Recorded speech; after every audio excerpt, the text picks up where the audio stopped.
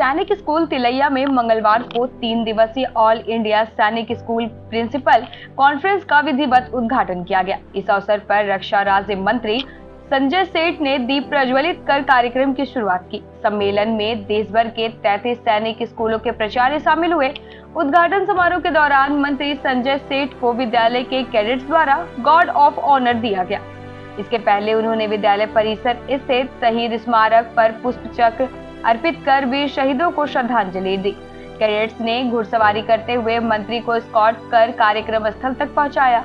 Media से बातचीत में रक्षा मंत्री ने कहा कि विकसित भारत के संकल्पों को साकार करने में सैनिक स्कूल की भूमिका अत्यंत महत्वपूर्ण है। इस सम्मेलन के माध्यम से सैनिक स्कूलों की आधारभूत संरचना और शैक्षणिक गुणवत्ता में सुधार की रूपरेखा तैयार की जा रही है। उन्होंने आगे कहा कि आने वाले दिनों में पीपीपी मोड के तहत देश भर में 100 से अधिक सैनिक स्कूल खोले जाएंगे, ताकि अधिक से अधिक युवाओं को सेना के साथ साथ अन्य क्षेत्रों में भी देश की सेवा करने का अवसर मिल सके। संजय सेठ ने सैनिक स्कूल तिलैया की सराहना करते हुए कहा, देश में कुल 33 सैनिक स्कूल है, लेकिन तिलैया सैनिक स्कूल सबसे पुराना है और इसने देश को कई बड़े बड़े ब्रांड दिए हैं। यहाँ के कई कैडेट्स ने देश सेवा के दौरान अपने प्राणों की आहुति दी है, जो अत्यंत गर्व की बात है। क्या रणनीति तैयार हुई है और किस तरह से जो है पूरे देश के जो सैनिक स्कूल हैं उनमें किस तरह का बदलाव देखने को मिलेगा? देखिए, आप देश भर के ऐसे 33 सैनिक स्कूल आज हम सब ने गहन चिंतन किया। अभी 2 दिन तक सब बैठ के बातचीत करेंगे। तो सबसे पहला है कि 2047 विकसित भारत का संकल्प, जो प्रधानमंत्री नरेंद्र मोदी जी का जो संकल्प है, उस संकल्प को सैनिक स्कूल के माध्यम से, क्योंकि आज जो सैनिक स्कूल में बच्चा पढ़ रहा है वही ब्रांड एम्बेसडर होगा विकसित भारत का। और प्रधानमंत्री नरेंद्र मोदी जी, जिनका उन्होंने 15 अगस्त 2021 को कहा था कि देश की बेटियां भी अब सैनिक स्कूल में पढ़ेंगी, उनके भी द्वार खुल गए।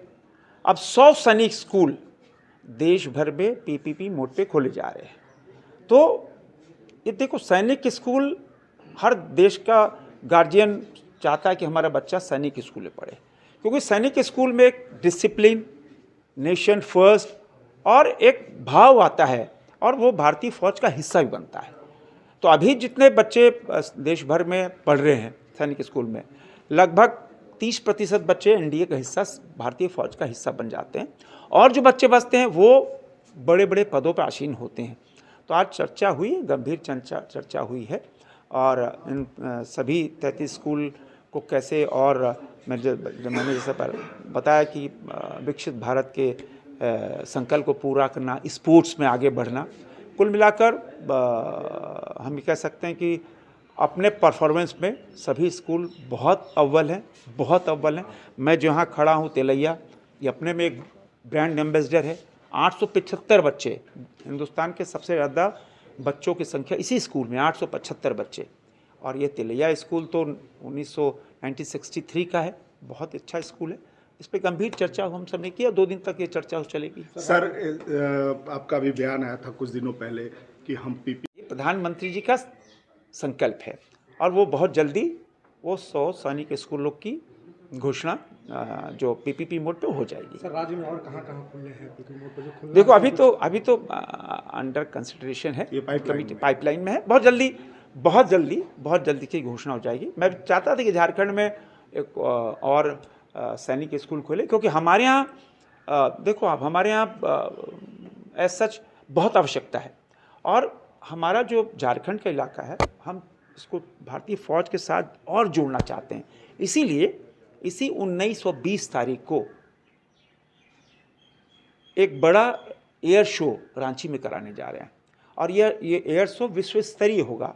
1 घंटे का एयर शो होगा। भारतीय वायुसेना की जो हमारी टीम है, सूर्य किरण, वो लगभग 500 जगह, दुनिया के 500 जगह एयर शो कर चुकी है, वो रांची में कराने जा रहे हैं। मतलब हमारे जो आने वाली जनरेशन है वो भारतीय फौज का हिस्सा बने। आज का जो नया जनरेशन है वो भी अपना फ्यूचर देखे कि भारतीय सेना में।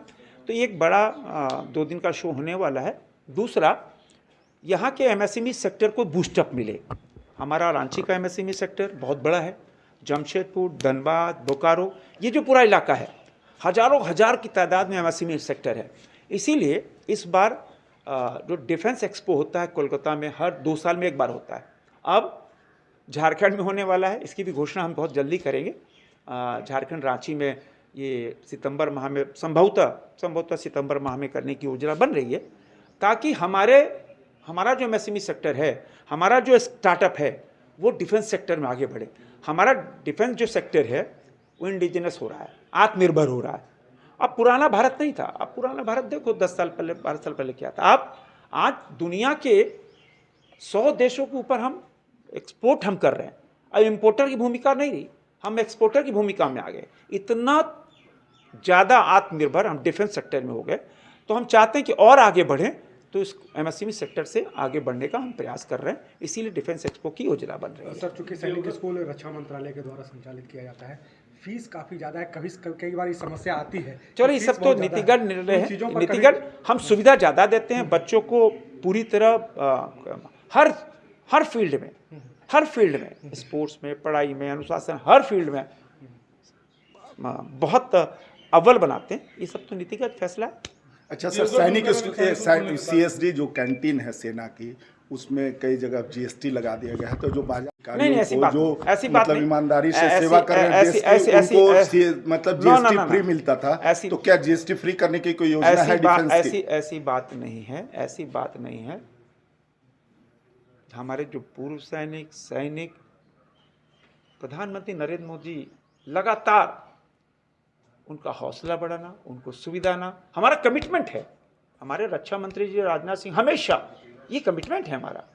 और इसीलिए अभी सीएसडी कैंटीन को हम खादी ग्राम उद्योग आयोग से भी जोड़ रहे हैं, तो ताकि वहाँ जो एसएसजी ग्रुप हैं, उनसे जो गांव में निर्मित वस्तुएं हैं, जो खादी की वस्तुएं, अभी खादी देखो कहाँ से कहाँ पहुँच गया, आज टॉप में है, तो उसको भी जोड़ रहे हैं। ऐसी बात नहीं। और बाजार से कम मूल्य में हम देने का प्रयास करते हैं। देवघर दुमका में सैनिक स्कूल खोलने की घोषणा। चलो अभी देखो, अभी सब कुछ हम पाइपलाइन में, कुछ नहीं हो सकते। Thank you.